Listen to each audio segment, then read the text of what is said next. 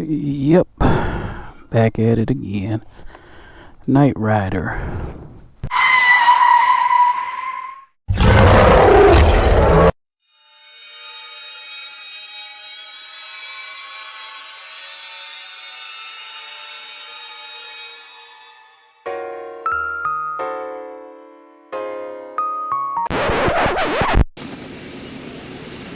Let's ride.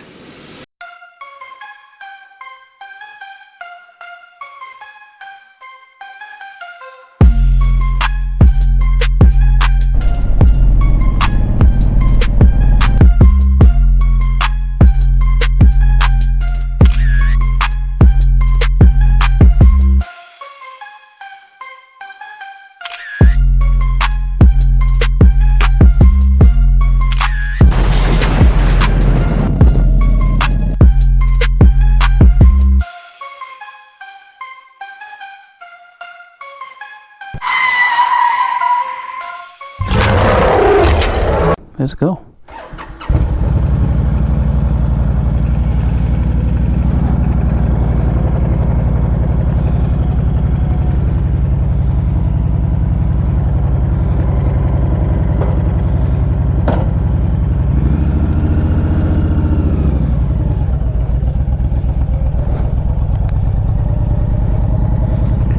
It's a quick night move.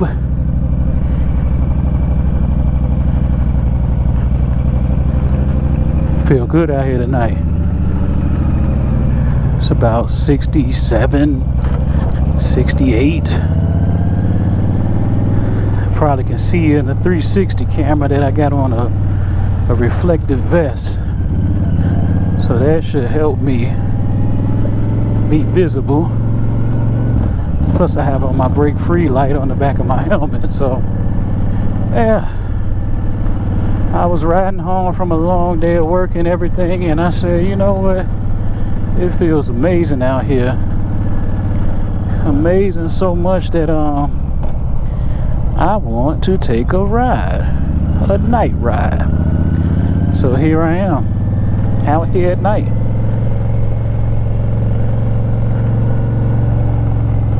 Out here at night. Pretty sure it's still enough traffic out here, I'm sure. But I'll navigate. But it feels great out here. I got on a long sleeve shirt and a hoodie. A hoodie with armor in it. And I'm not hot. It's perfect, man. Perfect. Feels good.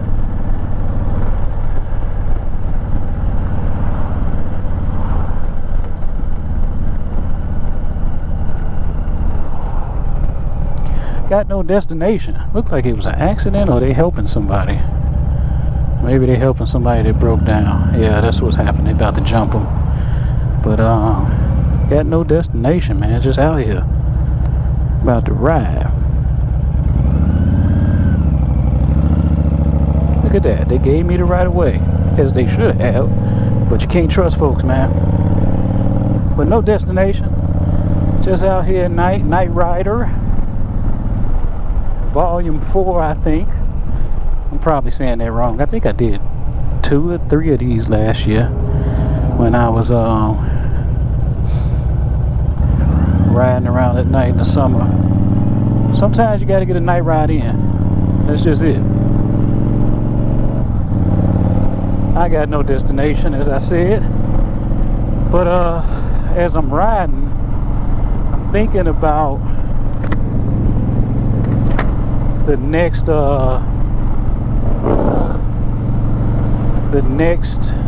long trips I want to take. You know, I'm addicted to riding now, so I really want to think about what's going to be the next trip on the docket.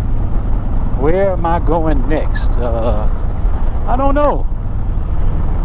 You know, as mentioned before, I will be getting a Gold Wing. I know I keep saying it. It's in the plans. But when I get that, that's when I'm going far. Like they say, they used to say, go west, young man. That's when I'm gonna go west, young man, when I get that gold wing. But for now, I don't know what that was about. But for now, I will be doing decent sized trips on my Fury. Just went out of town again on it anyway, to Branson, Missouri. So go check that video out if y'all get the opportunity. Check out my visit to Branson.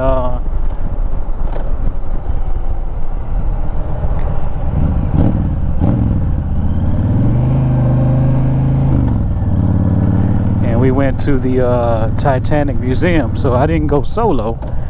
My wife went, my sister went, my grandson, we took him. So it was a nice trip to Branson, about 5.5, maybe 6 hours from Memphis. And it was a real nice trip because you don't go to Branson from south all interstate. We had to go through a couple of those what do you call them, highways, inner highways, and it was a lot of nice sweeping curves and hills, and that was a real nice ride. So Branson was cool.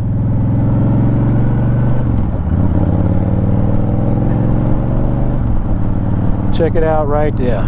But yeah, just wanted to get a night ride in. I'm out here. I feel like I'm pretty visible with a reflective vest on and a blue armored hoodie and a break-free light on the back of my helmet. I feel like I'm pretty visible for the crazies, but you never know. You just got to keep watching.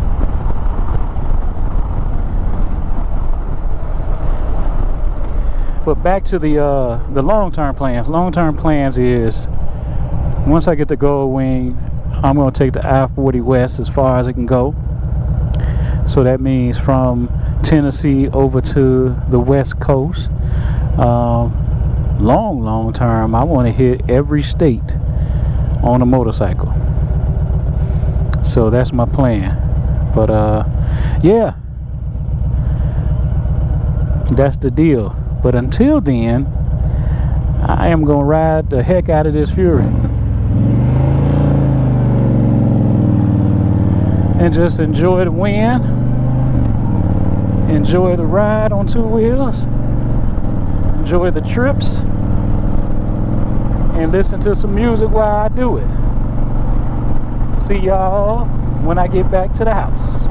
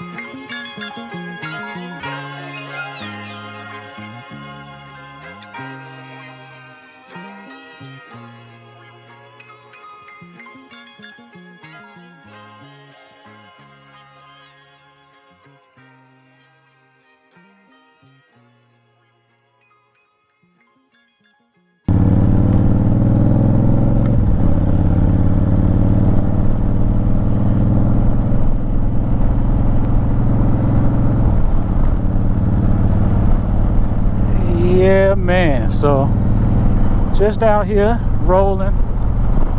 I didn't tape it, but I got a great call, man. You know, great call from my uncle, man, my mom's brother. You know, I actually picked up riding motorcycles from him, and you know, I remember seeing him ride motorcycles back in the 80s, man, when I used to visit down south from Chicago, man. So I always had it in my mind that one day I wanted to ride a bike, but until I got a little bit later on in age, I never really thought I would do it. But man, he's enjoying him and some more friends, man, some good friends that I know that ride with him. I look at them like uncles too. They enjoying my channel, Bikes and Bears, and it's humbling. It's humbling because, you know, he made a great point, and it's exactly the way I feel. Like, if you ride bikes, 9 times out of 10 it's because you love it. And I love riding, man, and I love just sharing when I ride, and I like riding safe. You know, I know some people do it for the thrill, but my thrill is just being out here. So I got all my safety gear and everything, and I want to share that stuff, what I got, and just share the adventures that I do on the bike. And man, he called it out, and it's humbling to see that people is watching, and I'm just trying to share what I'm doing and share this joy. You know, I keep saying, I know I said it in a million videos, work every day, take care of your family, you know, pay all your bills. You got to do something for yourself. Yeah, some people pick other stuff that would not be considered dangerous. I mean, a lot of people, you know, I could just see when I talk to some people and they find out I ride a motorcycle, just the fear in their face and their tone change. But, you know, unless you ride, you don't know how safe it really is or how safe you can make it, you know. But you know, some people got other things, like I was about to say. Some people shop. Some people do art, music, you know, movies. I got a real good buddy that's a brother to me, and he collect comic memorabilia and the comic books and the statues. And so you got to have something. You got to have an outlet. And mine is motorcycle riding, and I really love it, man. I mean, it's just, I feel real good when I take a ride. And I love the way it feels when I get off the bike and park it and look back at it, man. Ain't no feeling like that.